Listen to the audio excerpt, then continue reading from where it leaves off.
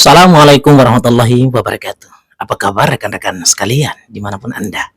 Saya berharap semoga kita semua selalu dianugerahi keteguhan iman dan tubuh yang sehat dan kuat agar dapat menjalankan setiap aktivitas yang kita punya dengan baik tanpa hambatan-hambatan yang membuat tujuannya tidak tercapai. Rekan-rekan sekalian, pada kesempatan ini, saya ingin memberi sedikit pandangan yang lebih cenderung kepada reaksi atas fakta persidangan di Mahkamah Konstitusi terkait dengan sengketa Pilkada Gubernur Maluku Utara. Yang sejauh ini masih kemudian menjadi menarik untuk disimak. Pertama dalam mengawali respon ini adalah pertanyaan yang cukup sederhana, yakni adalah Shirley Juanda dan Sarbin Sehe apakah murni dipilih berdasarkan money politics atau justru hati nurani? Rekan-rekan bisa tuangkan persaksiannya di kolom komentar sebagai basis ruang kebenaran atas fakta politik pilkada lalu. Barangkali lewat video ini, pesan-pesan persaksian teman-teman semua bisa dibaca oleh pihak-pihak terkait, terutama adalah hakim-hakim Mahkamah Konstitusi. Pilihan Shirley Juanda dan Sarbin Sehe sebagai gubernur dan wakil gubernur Maluku Utara belakangan kemudian menjadi topik diskusi yang menarik pasca sidang sengketa di Mahkamah Konstitusi pada tanggal 10 lalu. Terutama dalam konteks apakah mereka ini dipilih berdasarkan praktik money politics atau melalui suara murni berdasarkan hati nurani pemilih.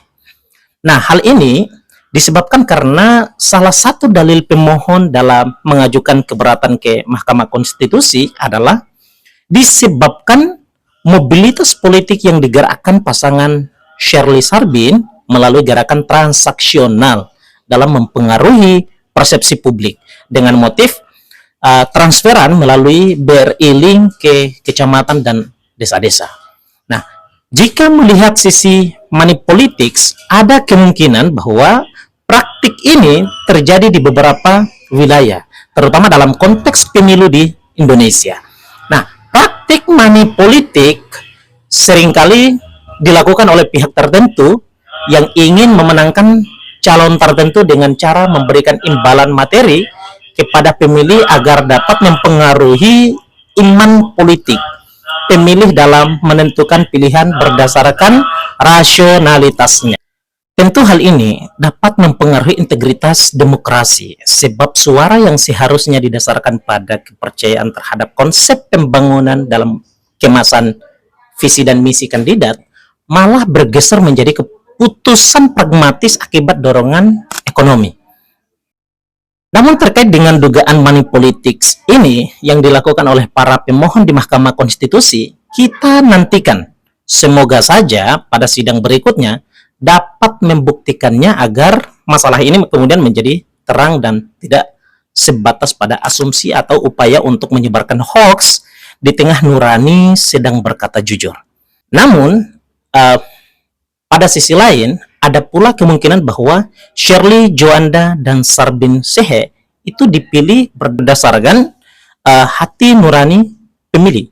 Nah, pemilih yang cerdas sesungguhnya lebih cenderung memilih kandidat yang dianggap mampu membawa perubahan positif dan mewakili aspirasi masyarakat. Jika Shirley Juanda dan Sarbin Sehe memiliki rekam jejak yang kuat, menunjukkan integritas, serta menawarkan program-program yang relevan dengan kebutuhan masyarakat, maka besar kemungkinannya pemilih akan memberikan dukungan berdasarkan keyakinan terhadap kualitas mereka. Jadi bukan karena iming-iming materi, sebagaimana kemudian yang didalilkan.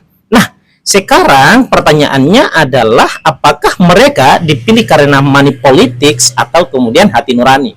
Nah, tentu hal ini sangat bergantung pada kejujuran kita semua. Sebabnya, semoga kolom komentar video ini dapat menjadi petisi kebenaran untuk diketahui masyarakat luas tentang kebenaran dari hasil pesta demokrasi yang telah kita lewati secara seksama pada tahun lalu.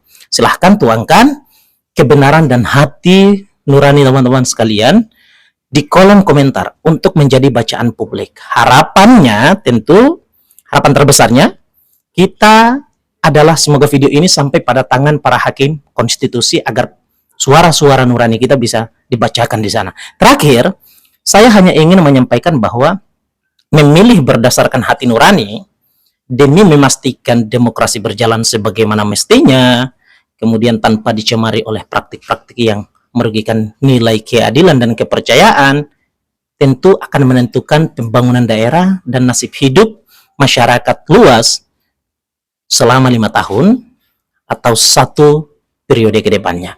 Terima kasih untuk atensinya. Jangan lupa subscribe, share, dan beri komentar terbaik Anda di kolom komentar. Semoga kanal ini selalu menjadi kanal terpercaya dengan dihiasi kebenaran yang tulus dari hati yang tak bisa berkata bohong.